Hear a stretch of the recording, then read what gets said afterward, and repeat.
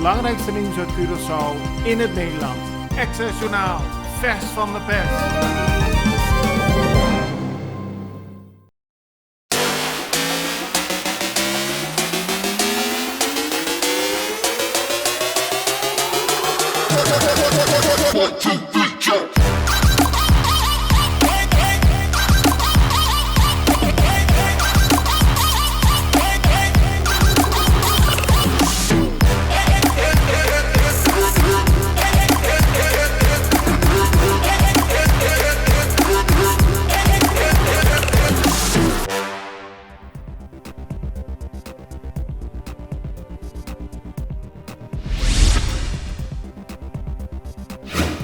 Oud-toezichthouder van het ziekenhuis, Stanley Betrian, sprak gisteren op Tele Curaçao verontrustende woorden.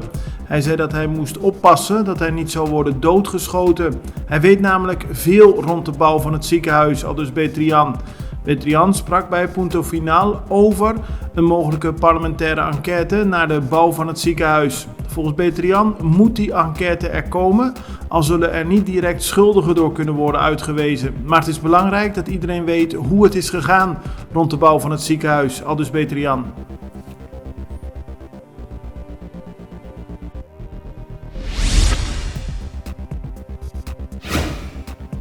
De vakbonden die opkomen voor de rechten van de werknemers van UTS Flow hebben gisteren een harde boodschap van de directie van het bedrijf te horen gekregen.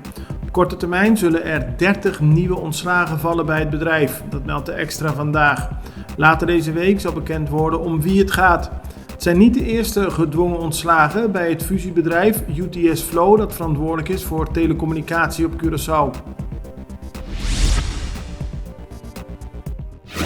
Na Colectra, nós toma tempo para servir ora com mais de comigo.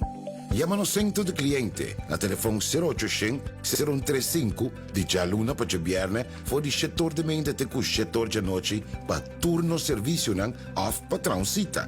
Se você transita para Sabra, também por hora. Por escolher para trabalhar, riba aqualectra.com e aproveitar a mesura, põe o documento na cerca para visita cerca nós vai mais fácil. Sim, a Colectra su centro de cliente wordt klaar para servir na momento que você comini abo.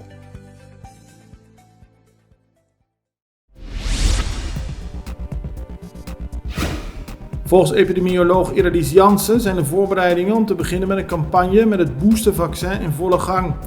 Jansen zei dat gisteren tegen de Extra. Een boostervaccin is er voor mensen die al 2 keer zijn gevaccineerd, maar met een booster nog beter beschermd zijn tegen corona. In Nederland wordt er op 19 november begonnen met de campagne. Op Curaçao wordt er binnenkort duidelijk gemaakt wanneer de campagne wordt begonnen en wie er in eerste instantie voor in aanmerking komt, aldus Jansen.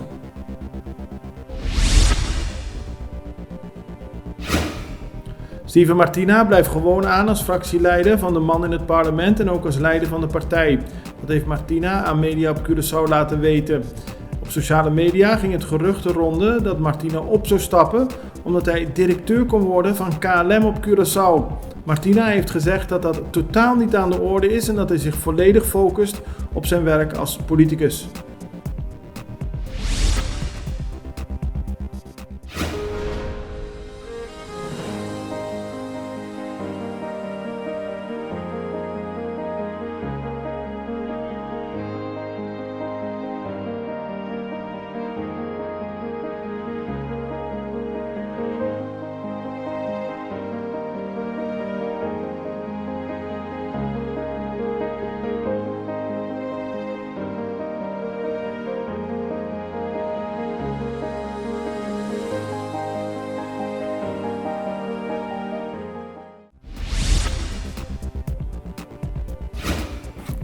Tussen 20 juli en 15 november van dit jaar zijn er 224 COVID-patiënten in het ziekenhuis opgenomen.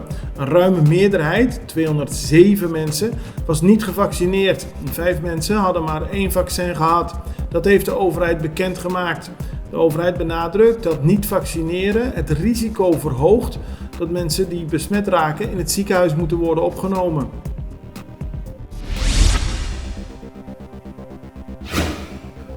Functionarissen van het X-team, dat zijn politieagenten die vooral zijn gericht op het oplossen van milieudelicten, hebben gisteren op heterdaad een vrachtwagenchauffeur aangehouden die bezig was illegaal vuilnis te storten bij Seri Candela.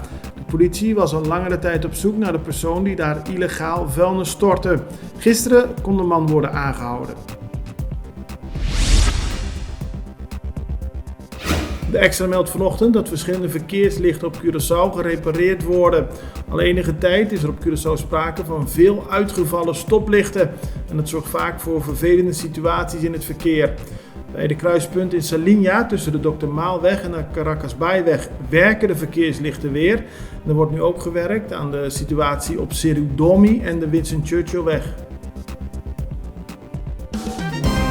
Het belangrijkste nieuws uit Curaçao in het Nederland. Extra Journaal, vers van de pers.